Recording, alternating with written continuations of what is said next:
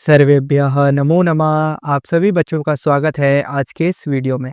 बच्चों, आज हम कक्षा 9 शमोषि भाग 1 के अष्टमः पाठः जटायोः शौर्यम इस पाठ को शुरू करेंगे। भाग 1 में हमने इस पाठ में आने वाले जितने भी श्लोक हैं उनका सहस्वर वाचन करना सीखा, उनको किस प्रकार से गायन के रूप में प्रस्तुत किया जा सकता है, इस पर हमने चर्चा की। आज हम जटायुः शौर्यम नामक पाठ को शुरू करेंगे और जानेंगे कि इसमें हमें क्या पढ़ने को मिलता है। तो आइए शुरुआत करते हैं पाठ की। प्रस्तुतो अयम पाठ्यांशः महर्षि वाल्मीकि विरचितस्य रामायणम इत्यस्य ग्रंथस्य अरण्यकांडात् समुद्धृतो अस्ति।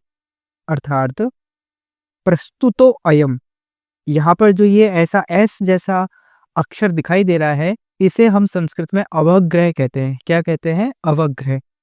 इसको मुख्यतः तो नहीं, सामान्यतः जनरली इसको अ के उच्चारण में देखा जाता है। इस उच्चारण में अ में अ बोलते हैं इसको।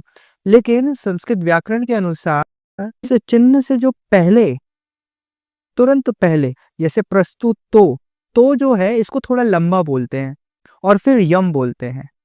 इस प्रकार से बोलते हैं। कैसे? प्रस्तुतोयम, इस प्रकार से इसका उच्चारण होता है। आप इसको कैसे बोलते थे आज से पहले? या कोई बच्चे तो जानते भी नहीं थे इसको, अधिकांश बच्चे नहीं जानते, इसमें उसमें नहीं है जरूरत। प्रस्तुतो अयम बोलते हैं। तो प्रस्तुतो अयम नहीं बोलेंगे, क्या बोलेंगे? प्रस्तुतोयम। तो प्रस्तुत जो पाठ्यांश है वह महर्षि वाल्मीकि, जो कि संस्कृत साहित्य के, संस्कृत लिटरेचर के सबसे पहले कवि माने जाते हैं, महाकवि भी माने जाते हैं ये। तो इनकी एक पुस्तक है जिसका नाम है रामायणम। ये रामायण वाल्मीकि द्वारा रचित है संस्कृत भाषा में। इसमें अलग अलग चैप्टर हैं, उनमें से अरण्य कांड, कांड मतलब होता है चैप्टर, उसमें से ये लिया गया है। मैं आपको बताता हूँ, यह हमारे महर्षि वाल्मीकि जी हैं। महर्षि वाल्मीकि जी ने एक पुस्तक लिखी है, रामायण। पुस्तक का नाम क्या है? रामायणम। तो जो ये रामायणम है, इसमें कुल 7 कांड हैं। कितने कांड हैं? 7 कांड। कांड का मतलब होता है चैप्टर्स। तो इन 7 कांडों में से जो अरण्य कांड है, आप देख सकते हैं कौन से नंबर का कांड है ये? तीसरे नंबर का कांड है। तो जो अरण्य कांड है, इस कांड में से हमारे पाठ को लिया गया है। छोटा सा अंश है अरण्य कांड का। ठीक है। अरण्य मतलब क्या होता है? अरण्य मतलब होता है वन, जंगल। क्या होता है? जंगल या फॉरेस्ट। कांड मतलब मैंने आपको बता दिया।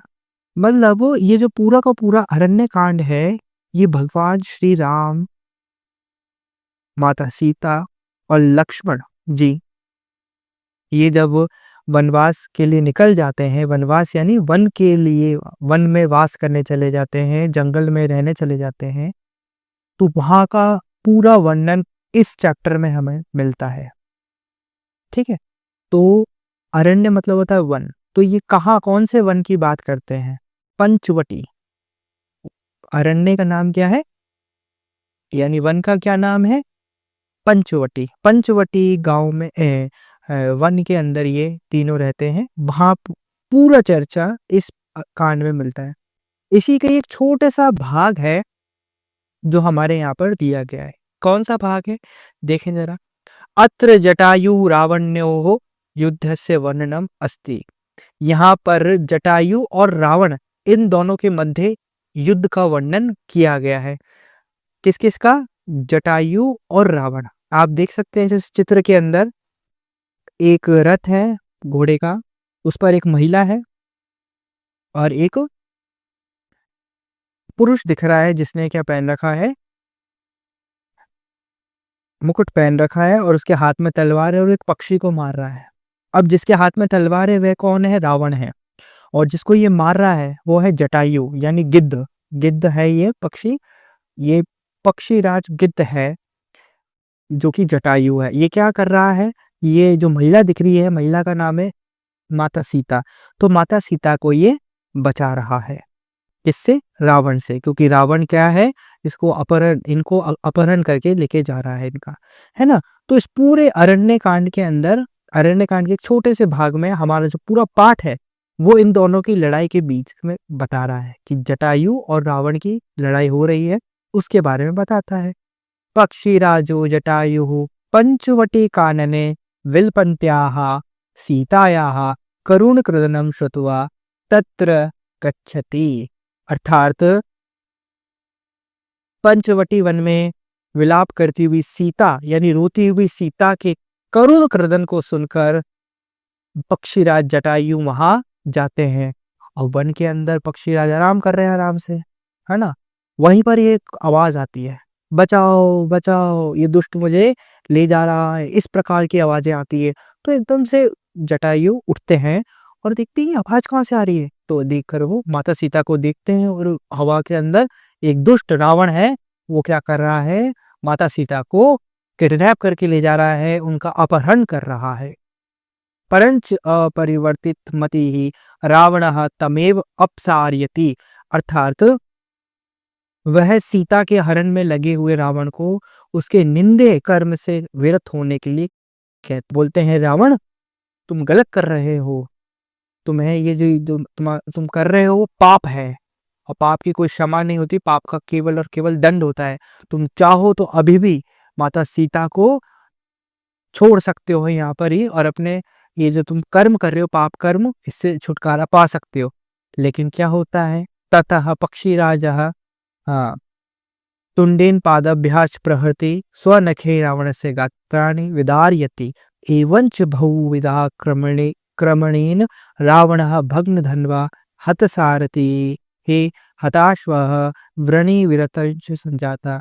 लेकिन क्या होता है, रावण गिद्धराज गिद्ध की बात यानी जटायु की बात नहीं सुनता है और वो माता सीता को ले जाता है।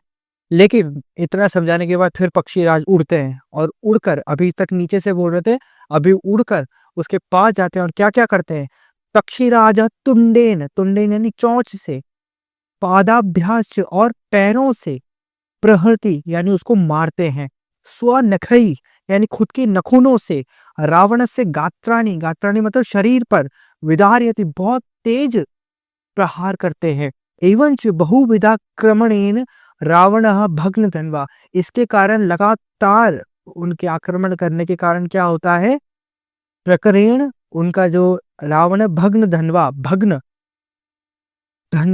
मतलब नष्ट हो जाता है, धनवा मतलब धनुष, उनका जो धनुष है वो टूट जाता है। हत सारथी, हत यानी मर जाता है, सारथी मतलब घोड़े को चलाने वाला भी हत हो जाता है, मर जाता है।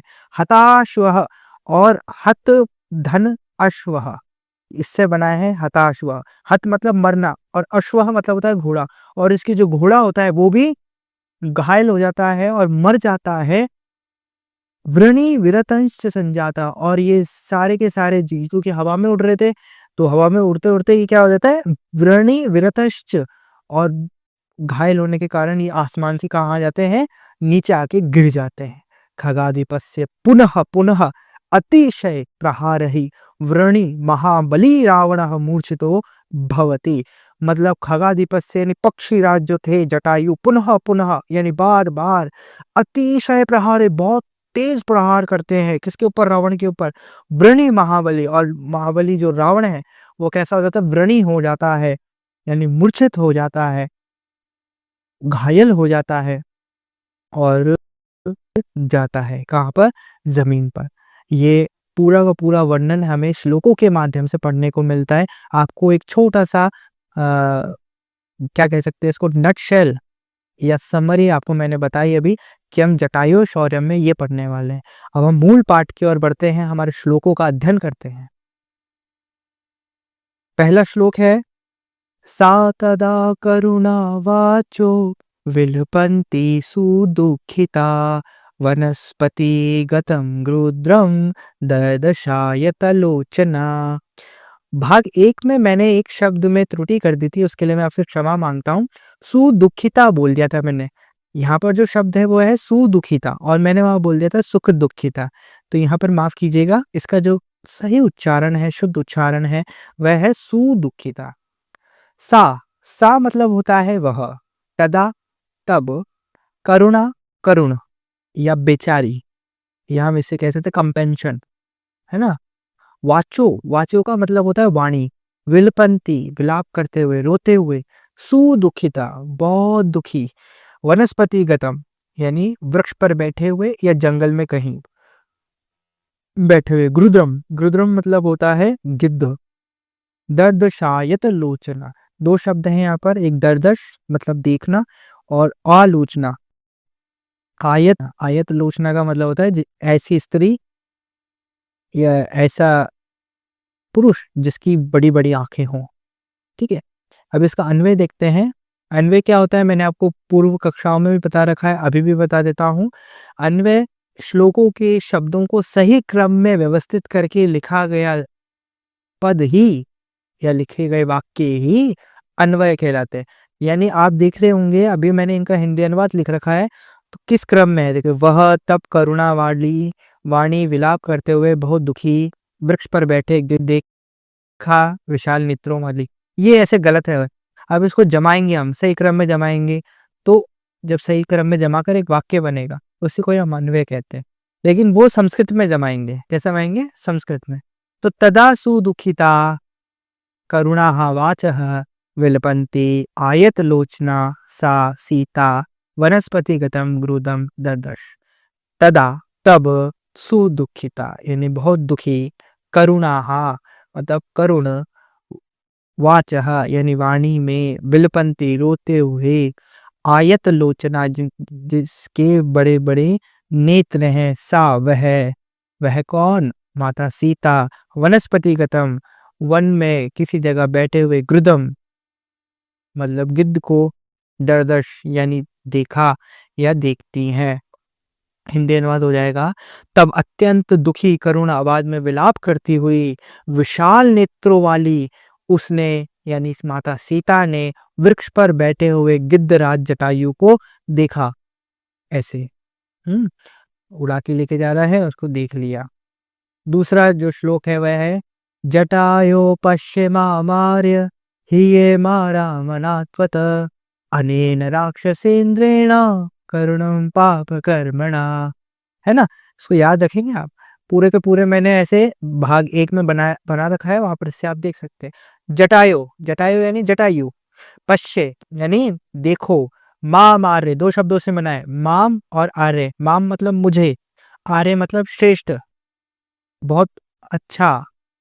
ह्रिय माणाम अनाथवता, ये भी दो शब्दों से बना है। ह्रिय माणाम यानी अपहरण और अनाथवता यानी अनाथ के समान, अनाथवता। अनाथ तो एक शब्द, वत मतलब की तरह, है ना? पापवता पाप की तरह। आम्रवत, आम्रवत का मतलब क्या हो जाएगा? आम की तरह, है ना? और कैसे बन सकता है? आप ऐसे शब्द बना सकते हैं। कुंदनवत यानी बॉल की तरह, जैसे हम बोले हैं कि सेब होता है वो किसकी तरह दिखता है, तो हम बोल सकते हैं सेब जो होता है वो लाल गेंद की तरह दिखता है, तो हम क्या बोलेंगे?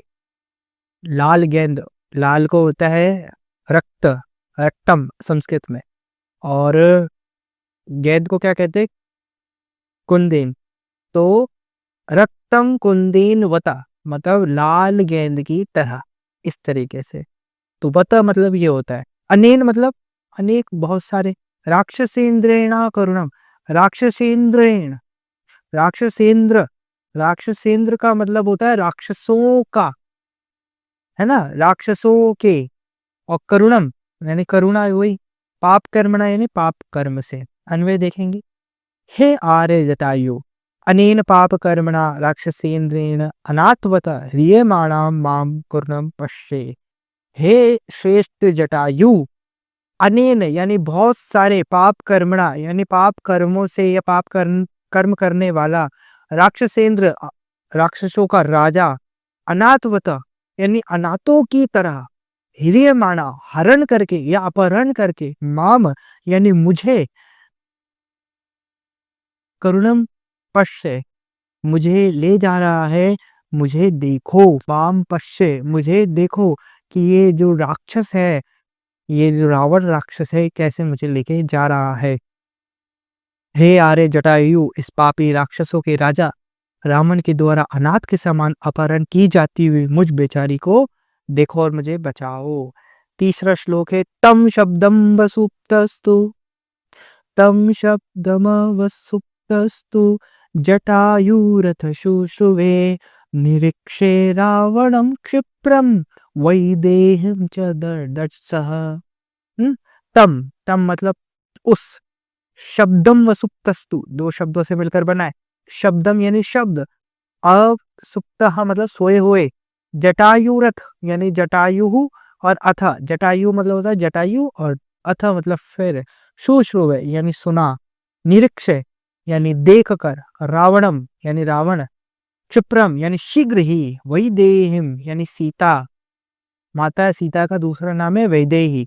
वैदेही क्यों बोला जाता है इनको? वैदेही इसलिए कहा जाता है कि माता सीता के जो पिताजी थे उनका नाम था राजा जनक और वो मिथिला के राजा थे। तो वो मिथिला के राजा थे, तो राजाओं के पुराने जमाने में क्या होता था, उपाधियां होती थी, अलग अलग उपाधियां होती थी। इसी प्रकार से राजा जनक को विदेह कहा जाता था। क्या कहा जाता था? विदेह। विदेह का मतलब क्या होता है? ऐसा व्यक्ति, विदेह, वि मतलब होता है अलग और देह मतलब होता है शरीर। तो इसका मतलब ये होता है शरीर से अलग। शरीर का मतलब हमारे आध्यात्म में कहा जाता है, इसको हमारे भारतीय संस्कृति में देह को भौतिकता का प्रतीक माना जाता है, मेटाफिजिक्स का प्रतीक माना जाता है। तो भौतिकता से दूर व्यक्ति को विदेह कहा जाता है। भौतिकता से दूर व्यक्ति को विदेह कहा जाता है। जो मटेरियलिस्टिक चीजें होती है उनसे दूर रहता है, उसको हम कहते हैं विदेह। तो विदेही कौन हुई या वैदेही कौन हुई? उस पुरुष की संतान या पुत्री जो मटेरियलिस्टिक चीजों से दूर रहती है। तो इसलिए माता सीता का दूसरा नाम वैदेही है। च दर्दश सह, च दर्दश सह का मतलब ये होता है, दर्दश मतलब देखो उसको। अतः स अवसुप्तः जटायुः तु तं शब्दं शुश्रुवे रावणं निरीक्ष्य क्षिप्तं वैदेही दर्दश च। मतलब फिर सह अवसुप्तः, वह सुनता है जटायु, तु तं शब्दं शुश्रुवे माता सीता के आवाज सुनकर, रावणम निरीक्ष्य यानी रावण को शीघ्र ही, क्षिप्तम, क्षिप्तम मतलब रोकने के लिए, वैदेही दर्दश यानी उनको देखता है। फिर सोए हुए जटायु ने उस आवाज को सुना और रावण को देखकर शीघ्र ही सीता को देखा। क्या हुआ? जैसे उन्होंने देखा कि भाई हाँ ये आवाज आ रही है, तो उन्होंने पहले रावण को देखा और रावण को देखकर शीघ्र ही माता सीता को देखा कि ये किसी स्त्री को लेके जा रहा है। आज के इस वीडियो में हम इन 3 श्लोकों पर ही चर्चा करेंगे, ठीक है? क्योंकि हमने आज परिचय भी पढ़ा और 3 श्लोकों का अध्ययन भी किया। अब आगे आने वाले जो वीडियोस होंगे उसके अंदर हम क्या करेंगे, इसके आगे वाले चर्चा करेंगे। अगर किसी भी प्रकार की समस्या आती है आपको उच्चारण में या कोई श्लोक समझ में नहीं आता है, तो आप मुझसे संपर्क कर सकते हैं नीचे कमेंट बॉक्स के माध्यम से। आज की वीडियो में इतना ही। अपने सारे दोस्तों के साथ शेयर करें वीडियो को, लाइक करें, सब्सक्राइब करें, आगे बढ़ाएं चैनल को, ताकि इसी प्रकार की वीडियोस और मैं बना सकूं। धन्यवाद।